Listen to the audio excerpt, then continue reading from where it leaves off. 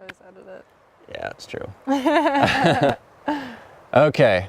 All right, so I'm here with Kelly. What was your last name? I'm sorry. Bessem. Bessem, and she is going to talk to us about the PCT Trail. If you guys don't know what that is, it's called the Pacific Crest Trail, which spans from the border of Mexico, Cali, all the way up to the Canada-Washington border.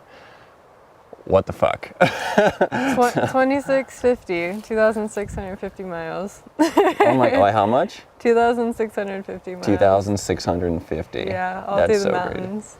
Great. Okay, did you, so what made you curious, I guess, on the PCT? Like what made you want to do it? I have been trying to remember like what initially put it in my head, but I just wanted to like see more of the Pacific Northwest first of all, and through hiking, since I kind of felt like that was the one physical activity I was kind of good at. The one physical activity? So you weren't good at physical activity beforehand? Or? Well, I was like still terrified of climbing. I don't know. I'd like grown up swimming and stuff, and was like definitely into nature, but didn't see myself as like anyone who could do something crazy outdoors, really. Like Okay. I'd done some long hiking, like some like 30-mile days, but only a few times, like nothing like consistently or anything like that. 30-mile days, that's like, I mean, for a lot of people, I think for the majority of humans, that is a lot. But I would do it maybe like twice a summer. You know, like it was, and with like a super light pack, like just a 5-pound little backpack or something. Like. Okay. So wait, you're saying this is you unhealthy. This is you unathletic.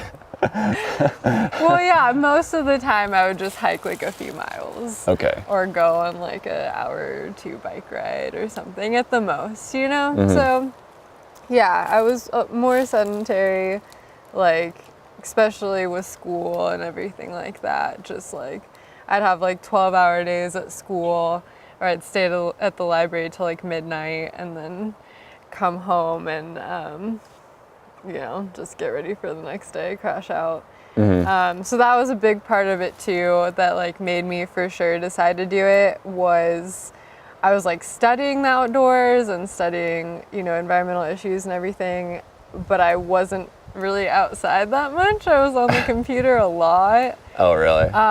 So yeah, I wanted to do something that I would just be like consistently outside all the time for like an extended period of time. And you weren't getting that during school then? Even No. You were studying, what are you studying? I did geography as a major, and then I did 3 minors, because I felt like I should take like 20 units a semester. I don't know. Jesus. But I did. You're one of those people. Yeah. Okay. Yeah, I just get like really well excited about retention. everything at the beginning, and then I'm That's like, sick. oh, well now I have to follow through with all of this. So that was the thing too, is like I would cut corners a lot, and I really wanted to do the PCT and like try not to cut many corners and just like make myself like accomplish like a gnarly goal, like without cutting too many corners. Interesting. So this was more of, okay. It's so a you're, lot of things. Yeah. So so one of the went into variables my- I should say then was, you know, you're cutting corners in school, you were saying, and then you just Definitely. and then, so like PCT not was like a redemption. Maybe. realizing my full potential. And, Oh, okay. So this is like, again, one aspect of it was to prove to yourself that, you know, you could follow really through stick with a goal. Okay. Yeah. Right on. Yeah, I feel like I did that for the most part. There's still like, I think like 70 miles of the trail I haven't done, Oh, really? but I like to think that that's okay. I could do that in like 2 days. I mean, 70 minus, what was it, 2,650. 2,650, So okay. about 2,600 miles. Yeah, that's so crazy. Yeah, and that's not, I mean, I had a lot of like bonus miles, they call them, where either you or someone you're with goes off trail and you get like 3 extra miles in, or I don't know, you end up having to hike towards town because you're having trouble getting a hitch. Oh, and that adds miles. Okay. Yeah, I Anyway. mean, if you're at the end of like a 25-mile day and you have to hike 2 more miles to get to town, or 3 more miles to get to town, you're like, those are, I mean, you don't really count them, but in your mind, you're like, I've been doing more miles than this 25. Yeah. Like, definitely. Sure. Okay, so, all right, so going back to, what led up to it, all right, now we know it's, partly was to prove to yourself that you can, stop yourself from cutting corners and stuff. And I was also terrified of being in the wilderness alone. especially as a girl. I mean, I know a lot of friends at home, city people in Southern California, they're like, I could never do that alone, Yeah, But- and it's like something I definitely still constantly run into, which actually it was really nice because it wasn't a big thing on the trail aside from like maybe males in their like 40s or like section hikers. No one treated me like it was weird that I was alone as a girl. Nice. Like it was very equal, really cool community. Like, you had girls doing way gnarlier stuff than a lot of the guys on trail or whatever. It was just like, you're a person, you either hike at this level or you hike at this level or whatever. Yeah. So I did have a lot of people tell me like before the trail, like bring things up like that since I was a girl, I shouldn't be alone in the wilderness and stuff like that. And I'd have guys on the trail be like, oh, there's people like you out here and stuff. And I was like, what? Why would you say that to someone? What does that even mean? Like, it's really, even most of the time I go backpacking here and stuff, there's somebody who says something like that every single time. And Totally I'm out of just the like, perspective. This is still like, a thing. what? Yeah, I've met a lot of women here in Yosemite specifically that are from areas in that mindset. Like the last girl I dated, she said that she was in that realm, like her parents were like, no, you can't go on a road trip by yourself. Like, you're a girl, you're gonna get taken advantage of, you're gonna get abducted or something, like putting all these negative thoughts in her. And then she's like, you know what, fuck it. And like she bought a Jeep and like she went out and did this this massive road trip. She went out to Canada, came back down here, and like it changed her life forever. Just that decision to be like, no, I'm gonna go figure this out. I'm gonna go see if that's what they're saying, like if what they're saying is true, or is it just paranoia? Is it just a social I don't know what to call it. It's a social assumption, I guess. I mean, there's isolated incidences, definitely. It But as with all things, rare. Yeah. Usually girls have way more issues with like harassment or any of that sort of problems in the city. Like as opposed to like going out and traveling or being on the trail or anything like that. Like the only bad instances I've had are places where I'm living like in an established place. So and I came from Orange County, which is like super conservative, so of course Orange County's conservative? Oh yeah. Really? Yeah, no, actually this past election was the first time that they ever voted Democrat. What? Yeah, the first time, and it was like by a super narrow margin. Yeah, no, my family is 100% conservative, like oh wow. very not very like of that mindset where people are constantly kind of like scared of the world and the unknown.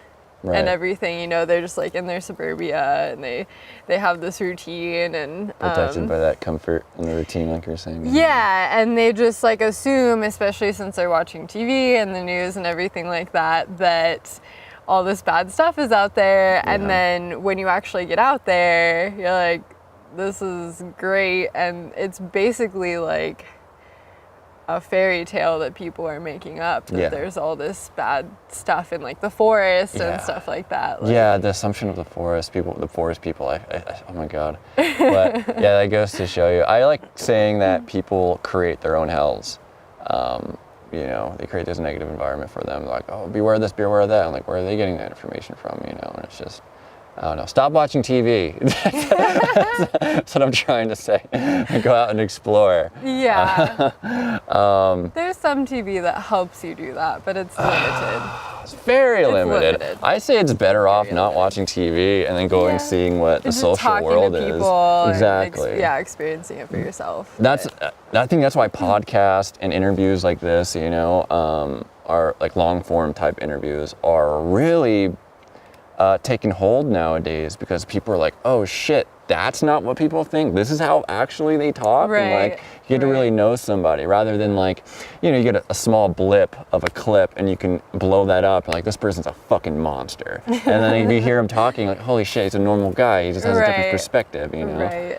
It's just edited to be like sensationalized. Yeah. Essentially.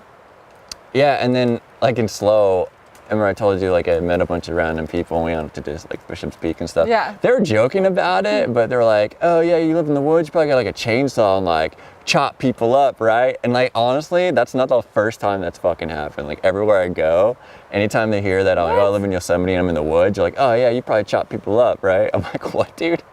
Okay. Do I look like I do? Like I know. I'm like, how is that still a thing? Like, yeah, we all have chainsaws. We're all just like, and our hobbies are chopping up tourists, you know? But, it's a weird disconnect that, again, so many people live in the city and cities are like so dangerous and like have so much chaos and so much going on, and then people attribute all of this like fear to like nature and stuff like that. It just doesn't. And that's coming from make sense? You and me from a city. We're from the same area. You're from OC. I'm from like more east, you know, Inland Empire. Yeah, totally. But still, if I stay in the city too long now, my anxiety starts acting up, and I'm just like, I need to get back to like the closer knit community where people are watching out for each other and just like the peace of nature. Totally agree. I stay there for like 3 days. 3 days is like my max down there. I actually been avoiding going back down to SoCal. But did you have that feeling like in Southern California? Just like were you ever seeking a deeper sense of community and did you always want to be in nature? I didn't know like what I wanted. I just knew that I was very unhappy in Orange County. I never really like fit in with people or understood people, because like me, I have a hard time reading people and I need people to be like very straightforward and blunt. And in Orange County, people were like so fake and like wouldn't really say what they were thinking and stuff like that, and that would really throw me off. Yeah. And also just like growing up with so much like focus on appearance and money and everything, it would just stress me out. Like I would spend like an hour and a half getting ready and like, you know, just be like terrified to go in public and stuff because people would judge you so hard. Yeah. On your belongings and what you wear, what car you drive. It did not ever feel right to me. Like when I was younger and like didn't really fit in, I would just like go outside and play with bugs and stuff like that. Like that, they were my friends. Yeah. So I like didn't really know to seek it out, but I got really lucky in that like one of my mom's coworkers told her about her daughter applying for Yosemite, and I was looking for a way to move out of my parents' house, but like Orange County is so expensive. Like there was no way I could afford to move out. And so I felt kind of stuck, and so I applied and got it, and like kind of had no idea what to expect, and then got here and it just like completely changed it was like a whole new world, you know. And then definitely that's kind of where it started. Oh really? Yeah. So my deeper connection with like the outdoors and everything. So you got here, and then did you know of the PCT before you got here to Yosemite? No. Okay. No, this was way back when I was 18. Holy shit, so, you're a fucking veteran Yosemite. Yeah, I didn't realize that. Like, okay. This is my 5th summer out here. 3rd season in the valley, and I worked 2 seasons in El Portal. So, yeah, and I've come back to visit like a lot. Yeah. So it definitely feels like the place that's impacted me the most. Nice. For sure. Yeah, everything you said about Southern California, I fucking totally agree. And I think a lot of people leaving the cities, I don't know how, I always call it the SoCal mentality. I don't know if it's like, it's shared with, you know, like Seattle or, you know, other deeper cities, maybe New York. I don't fucking know. It's a little bit more extreme, I think. In Southern California? Yeah. I fucking believe so too. I really feel like that. But yeah, and then as well as coming up here and just having your whole perspective change, like, oh, these are real people. The outdoor community is so great. I don't know. They're just super honest. They're super helpful. And like you were saying, you know, you met badass people on the trail and they're like totally stoked for you. I think with the climbing community too, you know, see like boulders, mostly boulders and like rope climbers as well. Like they're stoked. Like they can be like a fucking 5'13" climber and they see someone coming up, you know, like, oh, climbing, struggling on 5'7", 5'8". But if they have that stoked, they'll keep egging them on, you know, like, oh, like I'll take you on this climb, I'll show you around. Yeah, it's totally. great.